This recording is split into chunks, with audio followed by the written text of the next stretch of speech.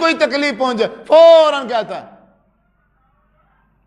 اللہ فرماتے بیٹھے گا تو ہمیں یاد کرے گا, کھڑا ہے تو ہمیں یاد کرے گا, لیٹا ہے تو ہمیں یاد کرے گا. جس حالت میں بھی ہے یاد کسے کرتا ہے؟ اللہ کو. چار پائی پہ پڑا ہے, بیمار ہے, اللہ اللہ ہے بس. اب جلدی کرو, اللہ کے نام کی خیرات کرو. جب صحت مند تھا, تندرست تھا, اللہ یاد نہیں آیا. اب خیراتیں ہو رہی ہیں. اور مدرسے کے بچوں کو بلاؤ اور جلدی کرو, سورہ یاسین پڑھواؤ میرے اوپر.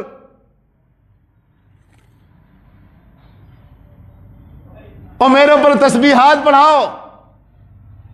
پڑھنے والوں کو بلاؤ, علماء کو بلاؤ, طلباء کو بلاؤ. میرے ساری جائیداد اللہ کے راستے میں خرچ کر دو. جو مرضی کرو, مجھے ٹھیک کرو, جلدی کرو. اب میں جیسے ہی بستر سے اٹھوں گا اب اللہ کو یاد کروں گا, اللہ کے علاوہ کسی کو یاد نہیں کروں گا. بس.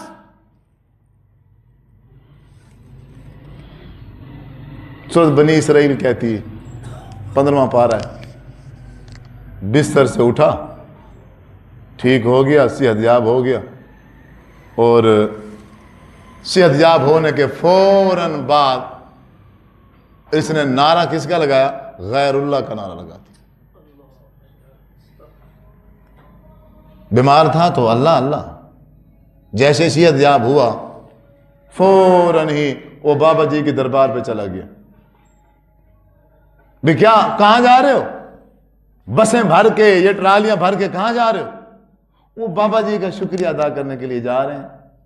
بڑی بیمار تھی, ابا جی بیمار تھے, بیٹا بڑا بیمار تھا, پھر شفا مل گئی ہے, صحت مل گئی ہے. اور میں نے منوتی مانی تھی کہ جیسے میرا بیٹا ٹھیک ہو جائے گا, میرا خامن ٹھیک ہو جائے گا, میرا باپ ٹھیک ہو جائے گا, میں بابا جی کے نام کا نذرانہ چڑھاؤں گی, میں وہاں جا کے خیرات کروں گی. اور جس خالق اور مالک نے یہ صحت عطا کی ہے, یہ شفا دی ہے, وہ اللہ تبارک و تعالیٰ دیکھ رہا ہے کہ شفا میں نے دی ہے, صحت میں نے دی ہے, اس کو ٹھیک میں نے کیا ہے. بجائے وضو کر کے مسجد میں آ کے 2 شکرانے کے نفل پڑھنے کے, یہ ٹرالیاں اور بسوں کو بھر کے غیر اللہ جو اللہ کا بندہ ہے, دنیا میں بھی موجود نہیں ہے, صرف مٹی کا ڈھیر ہے, وہاں جا رہا ہے اس کا شکریہ ادا کرنے کے لیے.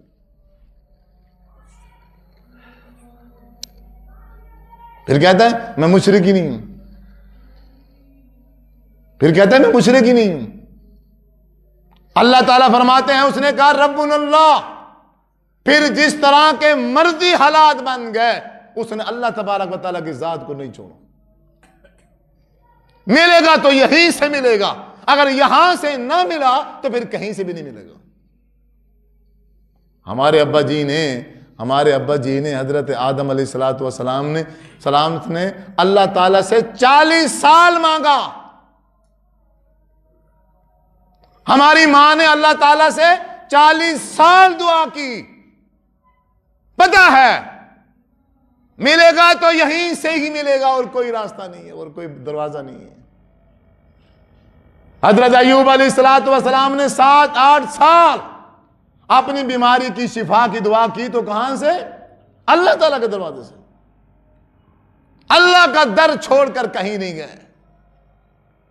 اللہ تعالیٰ اپنے بندوں کو, اپنی مخلوق اور اپنے انسانوں کو آزماتا ہے اور چیک کرتا ہے کہ اس بندے کے اندر میری توحید کتنی ہے, یہ بندہ میرے ساتھ مخلص کتنا ہے, کس موڑ پہ یہ مجھے چھوڑ کے غیر اللہ کے در پہ جاتا ہے.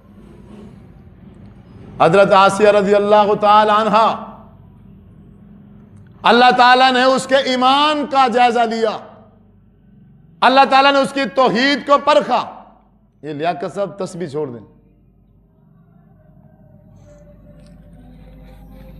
ایک تیر سے 2 کام نہ کریں نا, صرف خطبہ سنیں. جب خطبہ شروع ہو کوئی بندہ تسبیح نہیں پڑھ سکتا.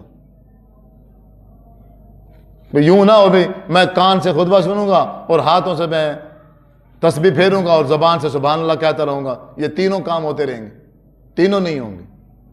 ثواب کی نیت سے اگر کسی نے ایک تنکا بھی اٹھا لیا نا مسجد سے, آپ صلی اللہ علیہ وسلم نے ارشاد فرمایا خطبے کے دوران اور اس نے اپنے جمعے کا ثواب ضائع کر دی.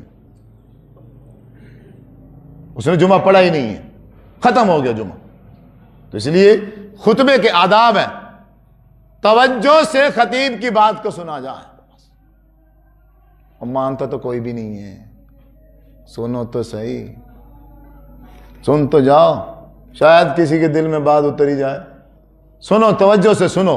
انشاءاللہ جو توجہ سے سنے گا اسے پتہ چلے گا, اندازہ ہو جائے گا کہ اللہ تبارک و تعالیٰ کے ساتھ ناطہ جوڑنے سے کیا ہوتا ہے, اللہ تعالیٰ کے ساتھ اپنا تعلق مضبوط کرنے سے کیا ہوتا ہے. انسان دنیا کے تمام جتنے بھی خوف اس دنیا میں ہے, تمام خوفوں سے بے خوف ہو جاتا ہے. یہ ہے اللہ تعالیٰ کا ناطہ. حضرت آسیہ فرعون کی بیوی, اس نے کہا ربنا اللہ, فرعون تو میرا خاوند ضرور ہے, تو میرا رب نہیں ہے. ایمان آ گیا نا دل کے اندر, ربنا اللہ کا دعویٰ کر دیا. اور فرعون کو یہ بات برداشت نہ ہوئی کہ میں اپنے بارے میں کہتا ہوں کہ انا ربکم الاعلی, اور میری بیوی ہو اور میری مخالفت کرے. اب زنجیروں کے ساتھ باندھ دیا گیا, ظلم اور ستم ہو رہے گئے, پتھروں کی بارش کی جا رہی ہے.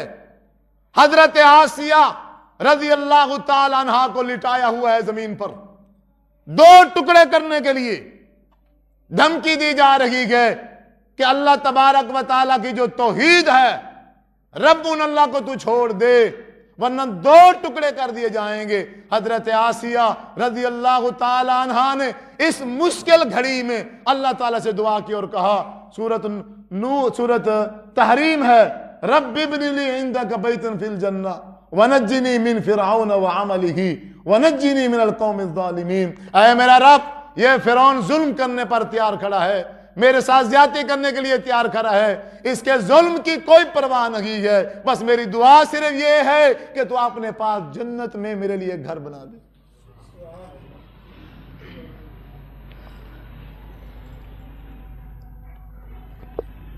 اس نے جب فرعون کے کرندوں نے جب حضرت آسیہ کو تکلیف پہنچانا چاہی, پتھر مارنے چاہے, اللہ تبارک و تعالی نے فرشتے کو نازل فرمایا, تتنزل علیہم الملائکہ, اللہ تعالیٰ نے فرشتوں کو نازل فرمایا. وہ پتھروں کے لگنے سے پہلے انہوں نے حضرت آسیہ کی روح قبض کر لی. مارو پتھر, تکلیف سے بچا لیا. اور آ کر فرشتوں نے کہا اللہ تخافوا ولا تحزنوا, پریشان نہیں ہونا, ڈرنا نہیں ہے, خوش ہو جاؤ. اگر پتھر لگ رہے ہیں تو کس کے نام پہ؟ اللہ کے نام. ہم اپنی غلطیوں کی وجہ سے مار کھاتے ہیں, ہم اپنے باپ کی خاطر مار کھاتے ہیں, ہم اپنے استاد سے مار کھاتے ہیں. پتہ نہیں جب بندہ جوان ہوتا ہے کس کس سے مار نہیں کھاتا, کسی نہ کسی سے ضرور مار کھاتا ہے. کوئی بیویوں کی مار کھاتے ہیں. اگر بندہ اس میں اللہ تبارک و تعالیٰ کی خاطر مار کھا لے, اللہ کو راضی کرنے کے لیے اگر اس کو مار لگ جائے کسی موقع پہ, تو پھر گھبرانے کی کون سی ضرورت ہے. آج کل تو تبلیغ کی جاتی ہے, آج کل تو جمعے پڑھائے جاتے ہیں, آج کل تو جو جلسے کیے جاتے ہیں, علماء دور دور سے بلائے جاتے ہیں, وہ کوئی بھی ہوں, بریلوی ہوں, دیوبندی ہوں, وہابی ہوں, شیعہ ہوں, جو مرضی ہوں, سب کا ایک دماغ بن گیا ہے ہم آئے اور ہمارے پروٹوکول میں کوئی کمی نہ ہو. جب ہم جائیں ہمارے پروٹوکول میں کوئی کمی, پھولوں کے ہار ڈالے جائیں ہمارے گلے میں, ہمارے اوپر گلاب کے پھولوں کی پتیاں ڈالی جائیں, تمہیں جھوتے پڑنے چاہیے. توحید بیان کرو, حق بیان کرو. حق بیان کرنے کے بعد کیا ہونا چاہیے؟ پتھر لگنے چاہیے.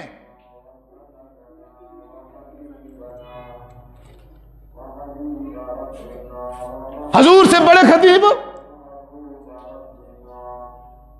آپ صلی اللہ علیہ وسلم سے زیادہ خطابت آتی ہے تمہیں. آپ نے 23 سال خطابت کی ہے, 23 سال.